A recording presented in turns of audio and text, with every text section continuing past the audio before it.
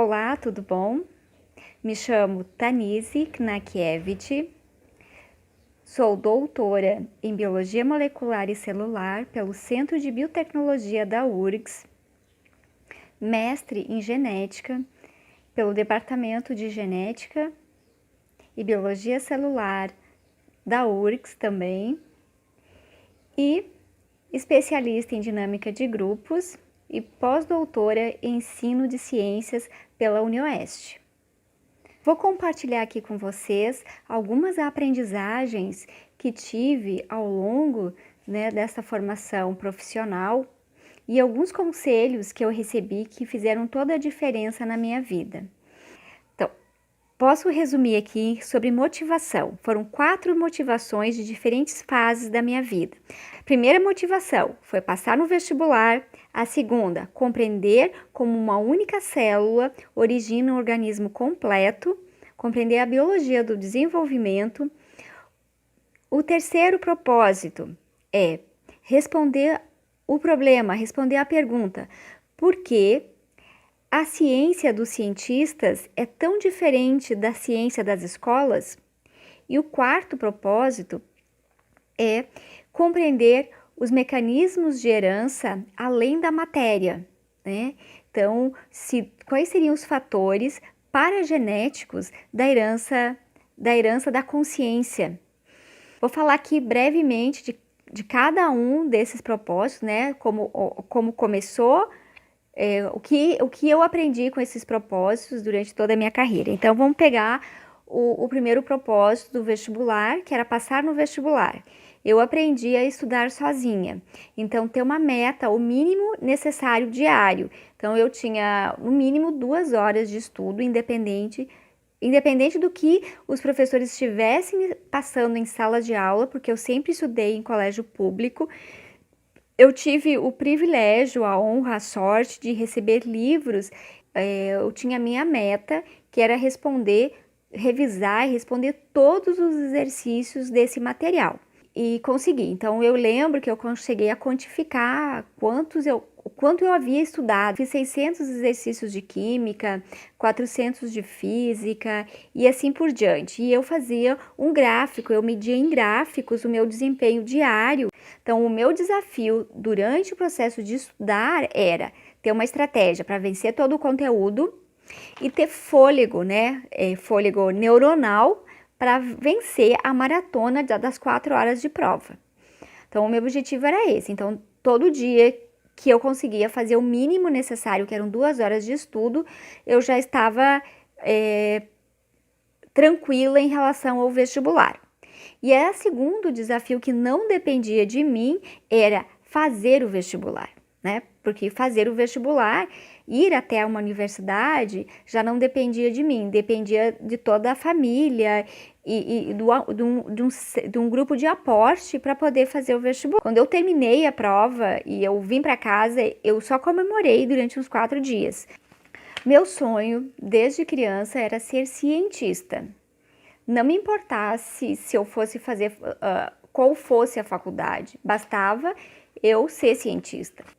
Uma vez que eu passei no vestibular e eu estava na universidade, qual seria o segundo passo? Trabalhar num laboratório.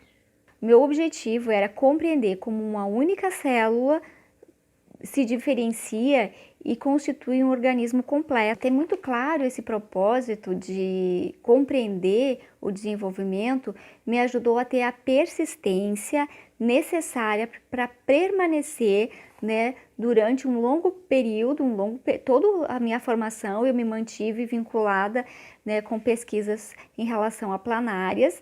Planárias são organismos, são plateumintos de vida livre, e eles têm uma grande capacidade de regeneração. 25% do seu corpo é composto de células-tronco.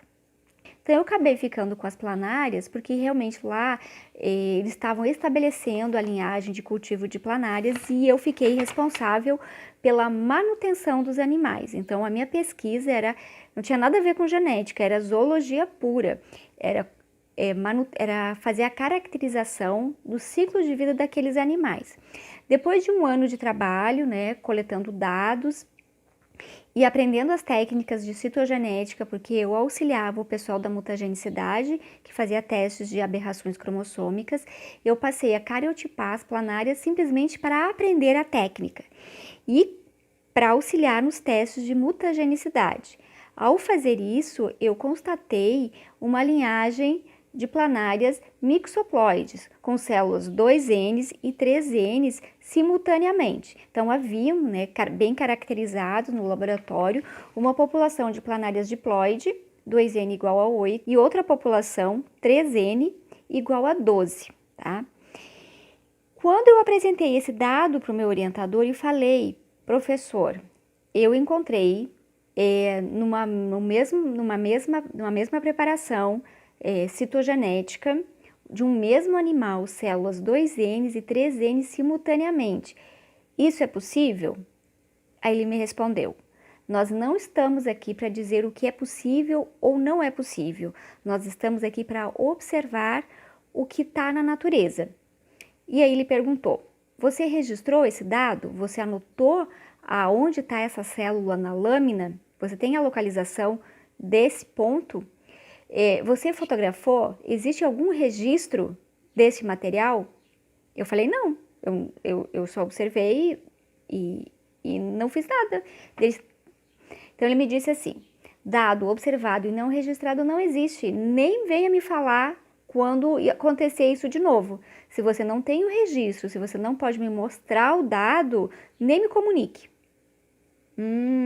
Bom, isso foi uma lição. A partir daí, então, eu aprendi a fotografar, usar o laboratório de fotografia, que nós fotografávamos e, além de fotografar, revelar o filme e fazer as cópias das fotos. Montar os cariótipos e aí eu comecei realmente a fazer o meu bacharelado em genética, né? Eu fiz a cariotipagem dessas populações, caracterizei esses animais. Então, a primeira lição que eu aprendi, dado registrado, dado observado e não registrado, não existe. Então, é muito importante ter esse cuidado sempre de fazer o registro. Eu não estudava no dia da prova, na véspera da prova, eu só revisava a matéria. Eu estudava todos os dias. Então, todo dia que eu chegava em casa, eu revisava a matéria do dia. Uma vez que nós não tínhamos televisão, e também naquela época apenas a internet estava surgindo, né? E a gente tinha acesso nos computadores da universidade, era muito raro um estudante ter computador e acesso à internet. Então, todos os dias eu revisava o conteúdo. Então, essa é a dica que fica. E esses dias, vendo uma live de um professor para cursinho, ele deu essa dica. Para você aprender, é importante que você revise a aula que o professor deu no próprio dia antes de dormir. E era o que eu fazia sempre. Então, fica aí a dica que me ajudou muito. Foi essa. A segunda dica que eu aprendi no mestrado para aprender melhor, se nós lermos o conteúdo antes, né? As disciplinas do mestrado e do doutorado todas eram nesse formato. Era necessário ler os artigos científicos, os livros, né? Ter o conteúdo, fazer o resumo do conteúdo antes da aula do professor. E então, ao levar o meu projeto de pesquisa, né, a minha proposta, né, de estudo da biologia do desenvolvimento de planárias, estudar a regeneração a partir de dados moleculares, o meu orientador me disse, Tanise, você quer chegar aqui, tá? Você quer chegar aqui, mas você está aqui. Então, vamos ver o que você tem de dado. A gente precisa publicar, primeiro, para garantir o seu doutorado, você precisa publicar um artigo. E aí nós podemos, então, criar estratégias para você chegar aqui. Eu peguei os dados que eu comecei anotando lá no início da iniciação científica e em 2006 eu publiquei os dados. Então, foram 10 anos de observação, de persistência. Comunique sempre seus resultados em primeira mão diretamente com o orientador, tá? Não terceirize a informação de um dado que você está observando, seja a leitura de um artigo ou seja realmente uma observação de pesquisa no laboratório. Comunique-se diretamente com seu orientador. Uma estratégia que eu usei, que funcionava muito bem, era fazer um mini relato, né, do que eu estava fazendo toda segunda-feira. Segunda-feira eu relatava o que havia feito na semana passada e o que estava previsto para fazer na próxima semana. Porque é comum na pós-graduação nós não precisarmos ficarmos no laboratório todos os dias, né? Você vai para o laboratório quando tem algum experimento, mas se você está fazendo a parte de revisão bibliográfica, análise estatística dos dados, você pode ficar em casa, né? Então é importante sempre ter esse cuidado do teu orientador saber onde você está, né? Você se ausenta, mas você está trabalhando. E uma coisa é muito importante, tá? Nada substitui o trabalho, nada substitui a coleta dos dados, plotagem, análise, estudo e publicação. Então, todo mundo pode ter tido a mesma ideia. As ideias, elas são mais ou menos como memes, elas pipocam na vida das pessoas, na cabeça das pessoas simultaneamente, seja por intuição, seja porque está lendo um artigo, seja porque ouviu o orientador falar, ou porque participou de um congresso. Então, o que tem mais de coisas mais abundantes no mundo acadêmico são ideias. No entanto, nada substitui o trabalho de análise, de coleta, de estudo. E isso que é a diferença do autor. Quem é o autor? O autor não é o autor da ideia, ele é o autor do estudo, né? Da síntese, do texto. Identifique a sua motivação. É a sua motivação que faz com que você persista, né? Onde todo mundo desiste e além da diversão, a obrigação. Primeiro a obrigação, depois a diversão. Isso eu aprendi com a minha mãe. Então, primeiro a gente faz as tarefas difíceis que precisam ser feitas, aquelas tarefas diárias, porque eu cresci na roça, né? Então, na roça a gente precisa ter tarefas rotineiras de manutenção dos animais e tal, né? Ou da horta, dos pomares, então, e depois vem a parte da diversão, que é colher as frutas, colher os moranguinhos e tal. Então, hoje eu sou permacultora, né? Porque é muito da aprendizagem, é um cultivo permanente. O cientista é um pouco permacultor. Ele cuida, né? Ele zela do seu processo de observação, ele não delega, né? Eu não consegui delegar o cultivo das planárias durante os 13 anos que eu me mantive na linha de pesquisa. Era um compromisso meu, porque eu queria entender o ciclo de vida desses animais e isso ajudou a todo mundo. Então, esse meu propósito de compreender como uma única célula dá origem ao organismo inteiro e ter a sorte, né, de ter encontrado esse grupo de pesquisa que estava estabelecendo, estava trazendo as planárias para a URGS.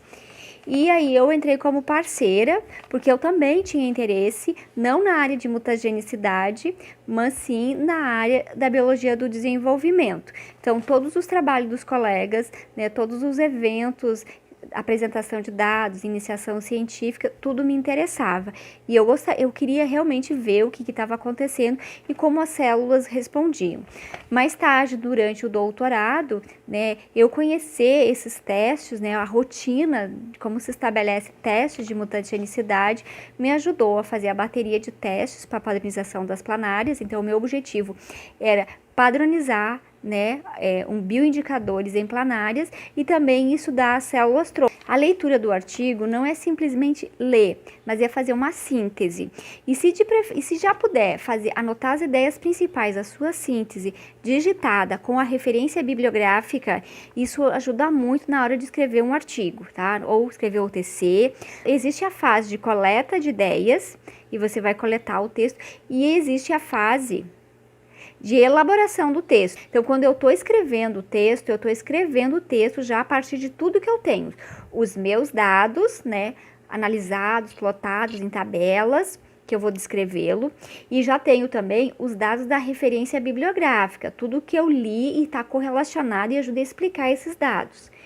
Mas eu não faço, quando eu vou escrever, eu não leio, eu não posso, eventualmente 1 ou 2 artigos que surge muito específico para ajudar uma resposta muito pontual, tá?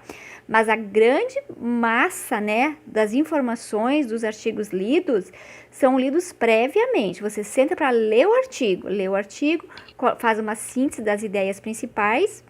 Quando a gente está iniciando o caminho de iniciação científica, os nossos dados, as nossas pesquisas, elas parecem tão superficiais, falta tanta informação, os dados são tão poucos, né? Parece que é um pontinho aqui, outro ali, que não é assim, os dados não vêm completos, os dados não vêm fechados, assim, tipo um bloco de informação que responde tudo. Um bom projeto é um projeto realizável. Então, na hora de elaborar seu projeto, 2 coisas. Coloque coisas que você já está fazendo, que você já experimentou e que você sabe que vai ter resultados, e utilize os recursos já presentes no laboratório, né, tanto os recursos, informações, equipamentos, valorize o que já está disponível. O que me garantiu fazer o mestrado e o doutorado é fazer projetos já utilizando os recursos disponíveis nos laboratórios que não estavam sendo utilizados. Em síntese, o produto gerado por essas motivações foram: o primeiro, obviamente, né, foi o ingresso na faculdade. O segundo foi a produção de 9 artigos científicos, 3 títulos, né? O título de bacharelado, o título de mestre e o título de doutora. Conheci o sistema ISO 9000 de qualidade, que me inspirou a criação do método micro ou macro.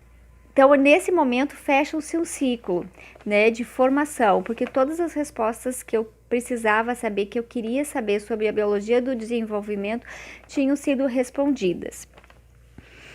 Durante essa caminhada toda, eu comecei a me interessar pela parte de ensino e empreendedorismo. Eu havia feito um curso de empreendedorismo, um curso de guia de ecoturismo, antes de iniciar o mestrado. E aquelas habilidades todas aprendidas, né, de você empreender, fazer parcerias e ser autônomo, né, de um concurso ou de uma estrutura pré-existente, para mim foi uma coisa muito atrativa. Então eu guardei isso para mim. Produtos gerados a partir do terceiro propósito foram 10 atuações, 10 marcos importantes, entre eles o curso de guia de ecoturismo, o plano de negócios de N-Dados, o treinamento na Barça, o curso de especialização em dinâmica de grupos, a participação da Startup Parents, o projeto de pesquisa com a teoria U, né, como grupos inteiros podem inovar, e o registro do método micro ou macro, e também o estágio, né, de pós-doutoramento em ensino de ciências. Essa demanda, então, ela está em construção, é o que me motiva atualmente. Meu sonho é construir o espaço multiverso. É um espaço de desenvolvimento de habilidades científicas. Primeiro a vivência experimental e depois a busca em teoria. Visualizo que o início do espaço multiverso pode ocorrer junto ao cultivo de hortas.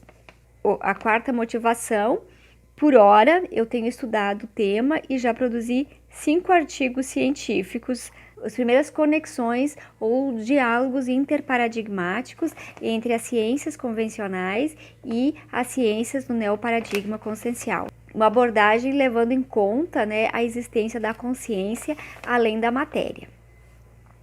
E neste ano de 2020, o que eu aprendi com o desafio Fique em Casa? Nós humanos precisamos ficar no nosso nicho, no nosso habitat, com nossos recursos. E o que nós precisamos como espécie, como comunidade, é usar a tecnologia e a ciência para atender às nossas necessidades. Atualmente existem recursos abundantes para que possamos saciar as nossas necessidades e, ao mesmo tempo, respeitar o espaço e os habitats de outras espécies. Então, o que eu espero com a minha contribuição, o que eu espero fazer com o espaço multiverso, com a minha atuação acadêmica de hoje em diante, é contribuir para que o mundo seja um lugar saudável. Eu sou a favor de verticalização das fazendas e da produção e usar todos os recursos tecnológicos que nós temos para produzir recursos, né, alimentares e outros recursos para nós, sem precisar invadir os espaços e os nichos de outras espécies. É um grande desafio, mas eu acho que nós temos condições, sim, de viver em harmonia com o planeta e com outras espécies. Muito obrigada por me ouvir até aqui, e é isso, valeu!